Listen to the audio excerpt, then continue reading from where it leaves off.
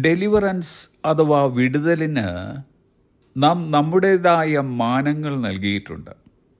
ശാരീരികമായ വിടുതൽ, ഭൗതികമായ വിടുതൽ, ബന്ധങ്ങളിലുണ്ടായ അകൽച്ചകളിൽ നിന്നുമുള്ള വിടുതൽ, കടബാധ്യതകളിൽ നിന്നുമുള്ള വിടുതൽ, പൈശാചിക പോരാട്ടങ്ങളിൽ നിന്നുമുള്ള വിടുതൽ.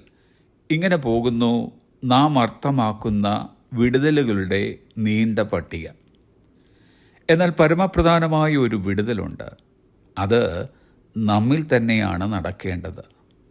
True deliverance begins when we surrender our pride, our plans and our past. നമ്മുടെ നിഗളവും പദ്ധതികളും ഭൂതകാലവും ഉപേക്ഷിക്കുമ്പോഴാണ് യഥാർത്ഥ വിടുതൽ ആരംഭിക്കുന്നത്.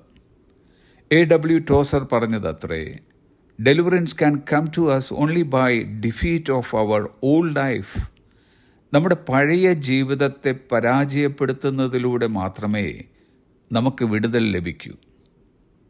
നമ്മുടെ ആന്തരിക തലത്തിൽ ഒരു വിടുതൽ നടക്കാതെ ബാഹ്യതലത്തിൽ എത്ര ബൃഹത്തായ വിടുതൽ നടന്നെന്നാലും അതിൽ യാതൊരു പ്രാധാന്യതയും ഉണ്ടാകുന്നില്ല.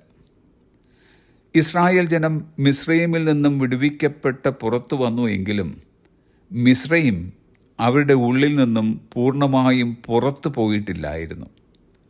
മരുഭൂമിയിൽ കൂടിയുള്ള യാത്രയിൽ അവർ കൂടെ മിസ്രയീമിനെ ഓർത്തുകൊണ്ടിരുന്നു.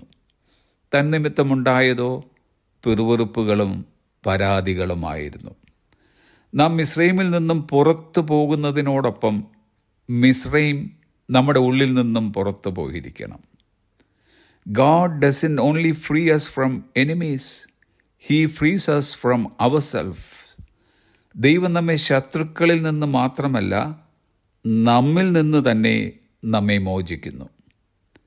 ക്രിസ്തുവുമായുള്ള പുതിയ ജീവിതം യഥാർത്ഥത്തിൽ ആരംഭിക്കുവാൻ കഴിയുന്നതിന് മുമ്പ് പഴയ ജീവിതത്തെ, അതായത് നമ്മുടെ സ്വയാശ്രയം, അഹങ്കാരം, പാപപ്രവൃത്തികൾ എന്നിവയെ നാം പരാജയപ്പെടുത്തണം.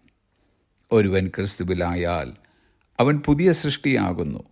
പഴയത് കഴിഞ്ഞുപോയി, ഇതാ അത് പുതുതായി തീർന്നിരിക്കുന്നു. പഴയതിനെ മാറ്റാതെ പുതിയതിനെ കൊണ്ടുവരാൻ പ്രമാണമില്ല. കോടിത്തുണിക്കണ്ടം ആരും പഴയ വസ്ത്രത്തിൽ ചേർത്ത് തുന്നുമാറില്ല. തുന്നിച്ചേർത്താൽ അതുകൊണ്ട് വസ്ത്രം കീറും. ചീന്തൽ ഏറ്റവും വല്ലാതെയായിത്തീരും.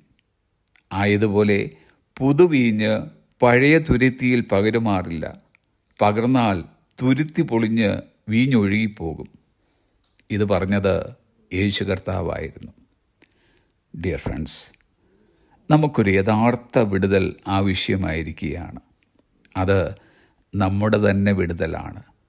നമ്മുടെ പഴയ മനുഷ്യനെ പരാജയപ്പെടുത്തുന്നതിലൂടെയുള്ള വിടുതൽ. അത് നമ്മിൽ നടക്കട്ടെ. Have A blessed day.